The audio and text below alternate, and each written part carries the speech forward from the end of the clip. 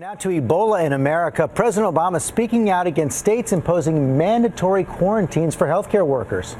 Because if we do, then we're just putting another barrier on somebody who's already doing really important work on our behalf. One of those workers, nurse Kaci Hickox, at the center of this battle, first kept in isolation in New Jersey after returning from Africa. She's now back in her home state of Maine, and she joins us now by Skype, along with her lawyer here in the studio, Stephen Hyman. Thank you both for joining us. And Kaci, let me begin with you first. How are you feeling? I know your last contact with an Ebola patient was back in October 21st.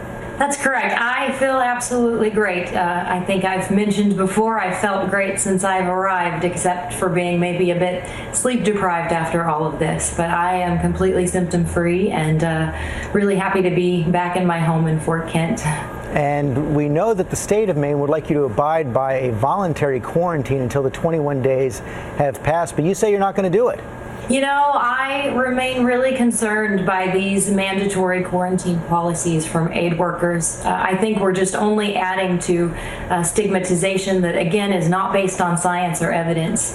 And if these restrictions are not removed for me from the state of Maine by tomorrow morning, Thursday morning, I will go to court to attain my freedom. And your lawyer, Stephen Hyman, is right here. She says you're going to go to court. But what if the state moves to enforce this quarantine? Well, that's what they have to do. They actually have to move to enforce it. And the standard is, does Kaci have an infectious disease or agent? Is she harboring an infection? The answer is no. Medically, there is no basis to quarantine Kaci at this point in time. And every doctor, there is no medical science that says she should be quarantined. None. But Kaci, do you understand the concern people have, and what do you say to those who might be concerned that those coming back, those healthcare workers coming back from Africa, could spread Ebola?